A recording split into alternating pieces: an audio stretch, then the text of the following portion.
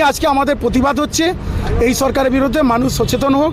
10E20E100 এর নামে বাজারে আসতে চলেছে। এখন বক্তব্য হচ্ছে নীতিন গডকরি, পরিবহন মন্ত্রী, যিনি এই আদেশ জারি করেছেন যে পেট্রোল ডিজেলের জ্বালানির বদলে ইথানল ব্যবহার করতে হবে।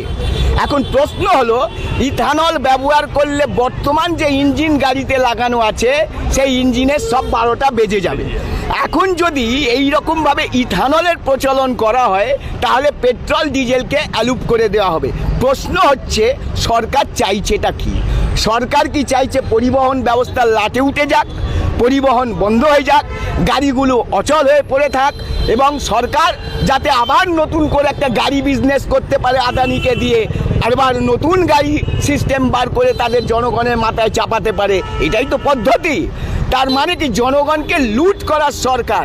তাই আমরা পরিষ্কারভাবে আমাদের স্লোগানে বলি, চোর চোর চোর বিজেপি সরকার আর নেই দরকার। চোর চোর চোর বিজেপি সরকার আর নেই দরকার। যে সরকার বিজেপি সরকার 146 কোটি মানুষকে গিনপিং বানিয়ে রেখে দিয়েছে। গিনপিং পরীক্ষা নিরীক্ষা করছে ও গিনপিং।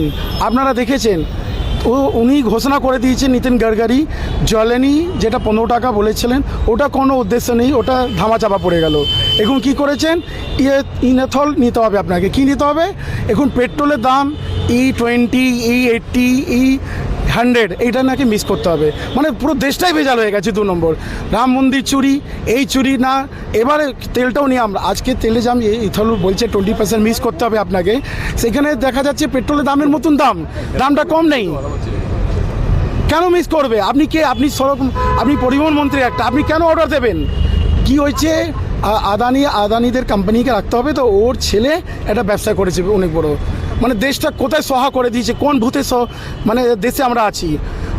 ওনারা আপনারা দেখেছেন এর আগে তেলের ব্যবসা করছে, হ্যাঁ, তার কারণেই কি একদম ওনারা কিনতেই হবে, একদম কিনতেই হবে। উনি তো অর্ডার দিয়ে দিয়েছেন ইথানল মিক্স করতেই হবে।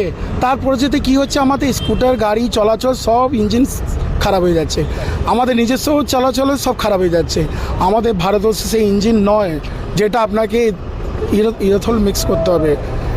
আপনারা দেখেছেন ইনাদের কোনো পরিকল্পনা নেই। তার আগে ইনারা নোটবন্দি করলেন, এখন কি কোনো পরিকল্পনা নেই, আগে তেল নিয়ে শুরু করে দিলেন। কিন্তু তেলের দাম দেখবেন ওই আছে আমাদের, ওই 100-150 টাকা 160 টাকা তেল পাওয়া যাচ্ছে। তার মানে এত ব্যর্থতা। আজকে আমরা কংগ্রেস শ্রমিক সংগঠন আইনটি সেবাদল রাস্তায় নেবে এই আঁখ নিয়ে এই বিরোধিতা করছি। আমরা মানুষ সচেতন হয়ে যাক, এর প্রতিবাদ করতে হবে, এই জন্য আজকে রাস্তায় নেমেছি। গাড়ি চলবে না, কিছু চলবে না। তার মানে কত রকমের ব্যবসা চুরি হবে এদের। তাহলে কেন্দ্র সরকার কি ব্যর্থ? একদম ব্যর্থ। আপনি বলুন না, চোর রাম মন্দির চোর, বদ্রীনাথ কালকে মন্দির চুরি হয়ে গেছে। এখানে দেখছেন একটা এমএলএ কেদারনাথ, এখানে দেখছেন একটা এমএলএ স্বামী বলছে ট্রাস্টে টাকা দিতে হবে মন্দিরে। কী সব চলছে? মিথ্যাবাজি। আজকে জন্মদিন পালন হচ্ছে, মানুষ খেতে পাচ্ছে না, চলতে পারছে না, মানে সব জায়গা ভেজাল। 2 নম্বর কোনোটাই এরা সত্যি কথা বলছে না। এই নিয়ে আজকে আমাদের প্রতিবাদ হচ্ছে। এই সরকারের বিরুদ্ধে মানুষ সচেতন হোক, উঠে রাখান, এই নিয়ে আমাদের আজকে প্রতিবাদ। প্রমোদ প্রমোদ পাণ্ডে আইনটিসি সেবা দলের সভাপতি।